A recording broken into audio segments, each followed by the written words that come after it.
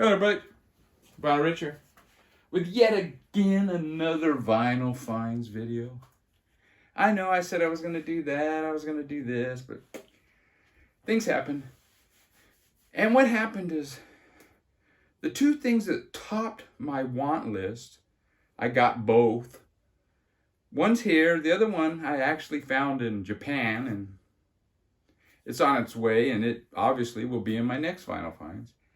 And I got what you could honestly call a grail. So between those two things and some other stuff I picked up and some stuff I've had for a while, I'm making a vinyl finds video.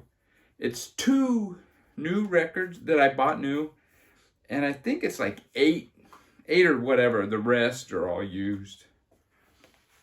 Now the first one I'm going to show is AK-79.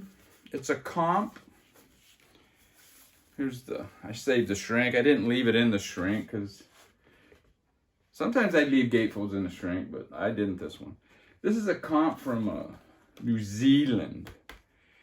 It originally came out on Ripper Records. Yeah, Ripper Records in December of 1979. It was reissued by Flying Nun Records. And it's a comp of New Zealand bands. And this compiles everything that was released on the expanded CD version, first time on vinyl. And this is readily available. I just looked online, and it's even available at Walmart. And it's a lot of fuzzy guitar. It's not high fidelity. It's not audiophile by any means. It's late 70s punk is what it is. It's a lot of it's fuzzy. Some of it sounds a little new wave-ish. Some of it sounds like English punk. Some of it sounds like Danger House Records punk from Los Angeles. It's a really good comp. It's not for everybody. And if you're from New Zealand, it's essential. But if you're just a regular run-of-the-mill person, it's maybe not essential. I recommend it for people that are into 70s punk. And it's got the original Ripper Records labels, which are pretty cool. And yeah, it's all bands that I had never heard of. I bought this last year or sometime, and it's been a while since I listened to it. And I gave it another listen yesterday, and I already forgot a lot of the stuff I was going to say. And yeah, let's just go through it. I think it's like 9 bands on here. Suburban Reptiles, they were on the original one album. I guess I should have said. Side 1 is the original album. It was released on Ripper Records, and this is the stuff that was released on the Flying Nun. I guess it was a CD only release. I'm not sure, but that's the impression I got. And this band here, the Suburban Reptiles, they were not on the original, but it seems like they were like one of their first New Zealand punk bands. And they turned into, this 3-piece here, the Swingers. And the bass player for the Swingers moved back to England, and he changed his name. I guess his name is Bones Hillman here. And he changed his name to whatever his real name is. And he became Dead Can't Dance. Some other, I think it was this band. But let me just read what it says here about the Suburban Reptiles first of all. Jimmy Joy and myself were going to form a jazz band. But in late 1976, after reading a live review of the Sex Pistols in NME, we decided that this punk thing had more going for it. That's funny, dude.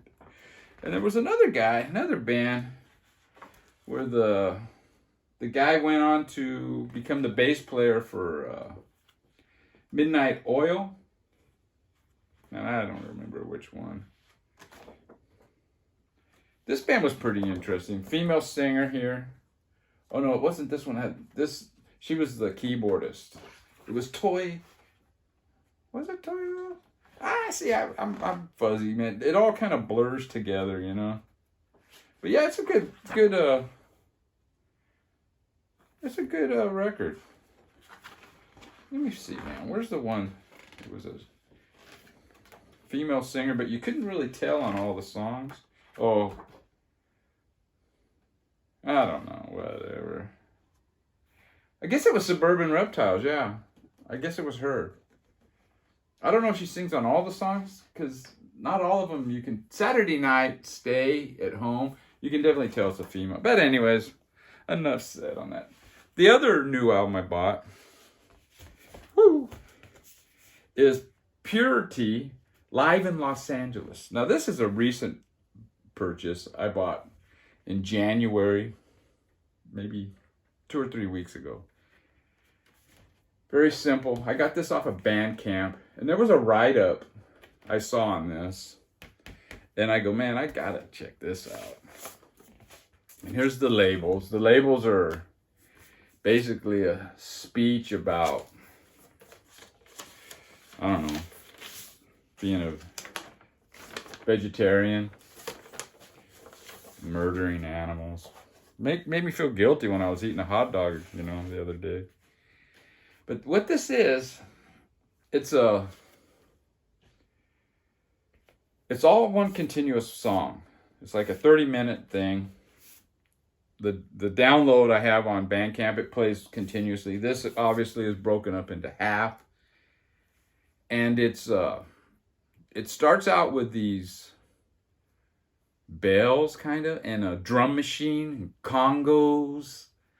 And it's like a kind of a danceable beat, you know. And that goes all the way through the whole thing.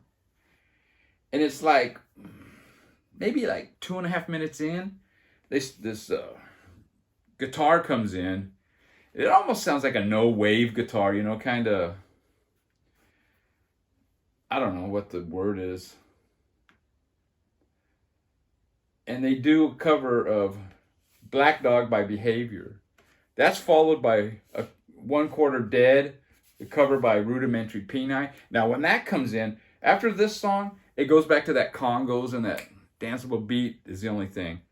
And then when Rudimentary Peni comes in, it's this kick-ass bass, dude. I mean, it's like a very basic, almost like a Public Image bass type of. And then this side ends with Negative Approach is Ready to Fight, and it's really good. And then side 2 is Minor Threat in My Eyes, and then you got Sick Butchers by Flux of Pink Indians, and it ends with Dance This Mess Around by the B-52s. Now, the vocals for the most part are kind of tuneless. It's a female singer, and yeah, it's kind of tuneless singing. Except in certain parts, like when at the end here, Ready to Fight, we're ready to fight. She really gets into it, and she really gets into Dance This Mess Around with the B-52s. But it's different. It's totally different, man. And I think a lot of people would dig this. A lot of people would absolutely hate it. Now, I'm going to start with the used records. Now, in my last Final Finds, I bought Closer, or is it Closer? I always pronounce it Closer, but I could be 100% wrong. It could be Closer, you know. I'm always pronouncing shit wrong anyways. And I mentioned that they had Substance there, and they had Steel. And right after I made that video, I went back and I picked up Substance, 1977 to 1980, and this is a promo copy. And it is an original. All of these Joy Divisions were originals. And this is like singles. I don't know if all of it was released on their albums, but a lot of this was never released on the albums. And it's even got the single by Warsaw, which was the band before Joy Division. And yeah, I went and picked this up. And this is what the labels look like. Substance. Now, I guess this was released, I don't know, 87, 88-ish. And they released this, and they released New Order one too at the same exact time. And it comes with, I guess, the original sleeve. Now, somebody commented on my last Vinyl Finds video, and they go, dude, you got to go back and get steel. And I read that steel was very uneven, and that's why I left that one. So I went on YouTube and I checked it out, and I go, oh, hell yeah, I'm going back, man.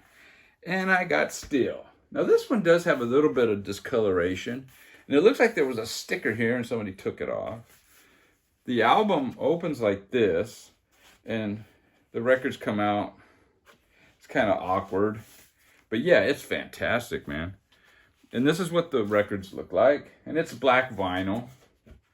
And that same individual told me, yeah, I put the light through this and it's solid black. And the one individual that left that comment, he told me that on that closer, if you shine a light through it, is it red? And I believe he said another color.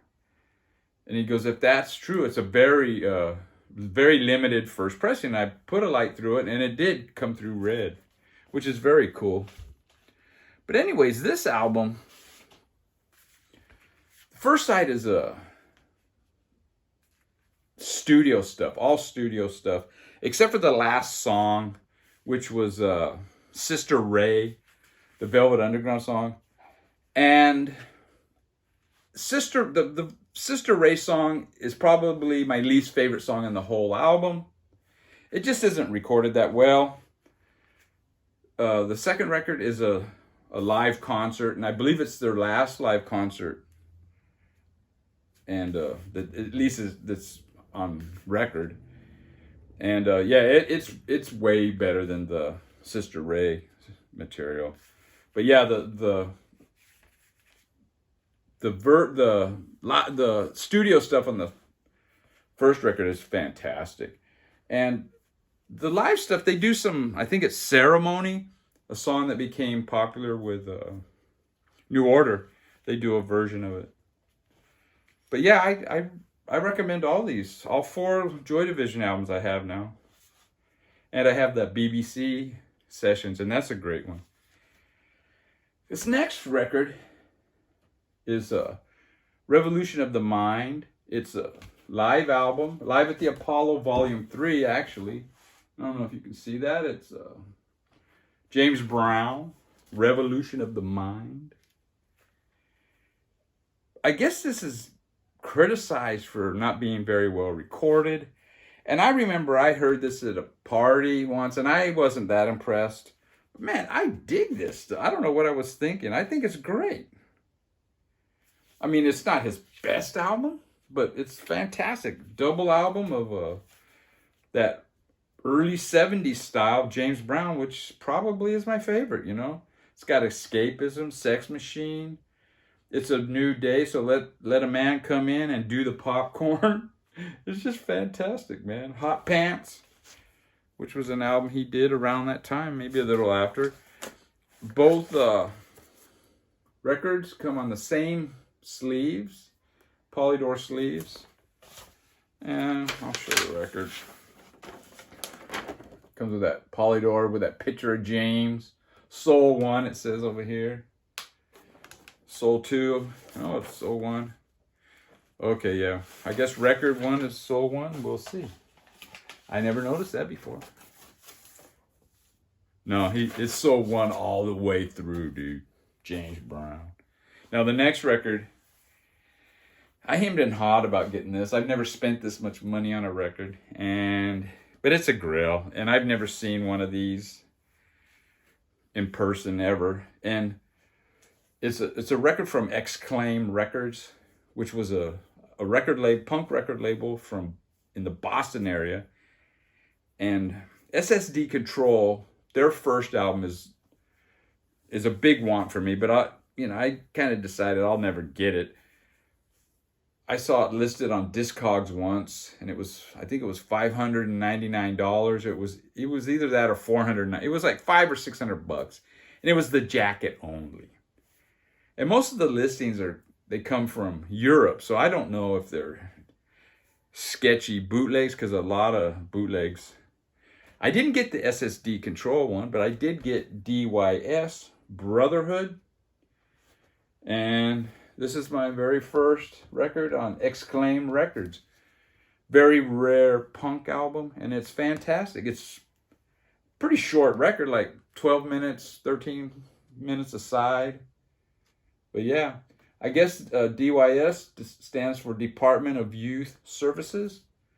And these are some pretty young dudes, man. They're pretty young guys. And yeah, it's Brotherhood.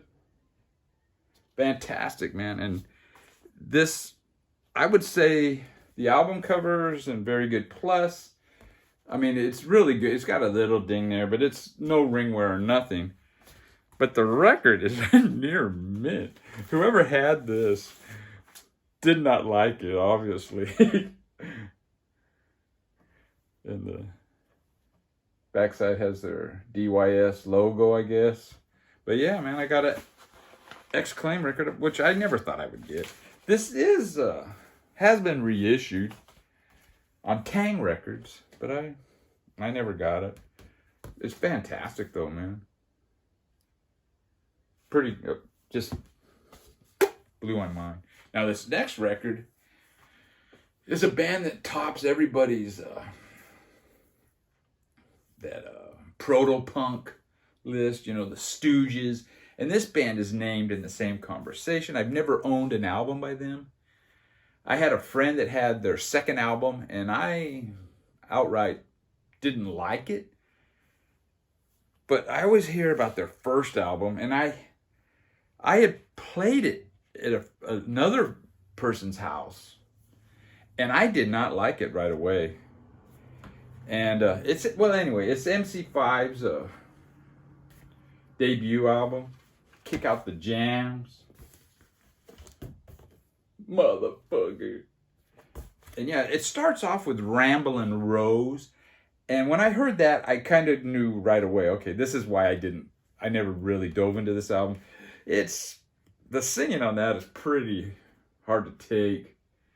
But then it goes into Kick Out the Jams, and just the remainder of the live set, it's just high energy is the way I would describe it.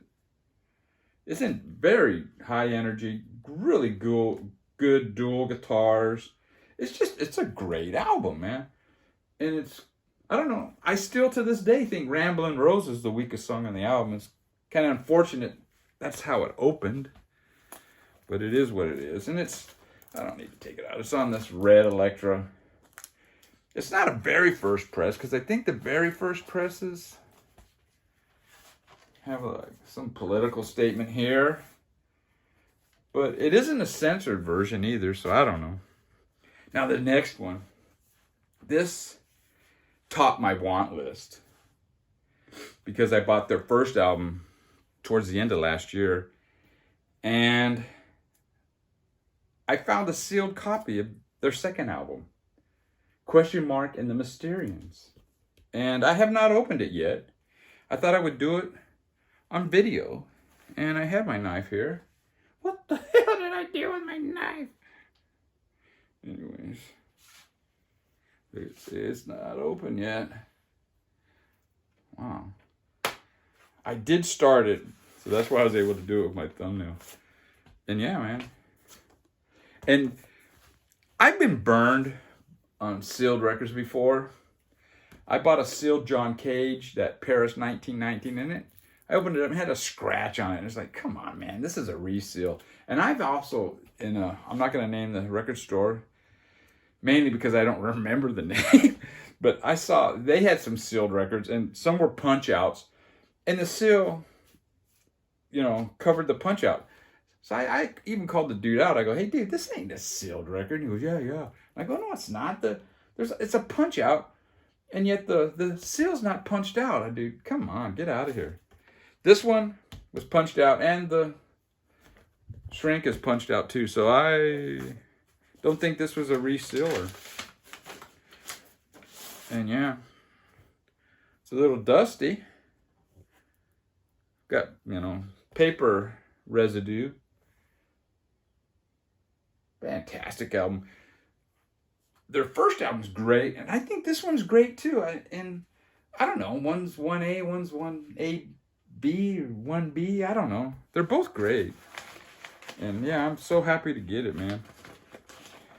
And my other most want, well, I'll talk about that when the time comes. Now, I was supposed to start this video off with a shout out, and I fucking forgot, and I'm going to leave it at the end. That's kind of lame because half of the people are probably tuned out by now, but the ones that count are still here.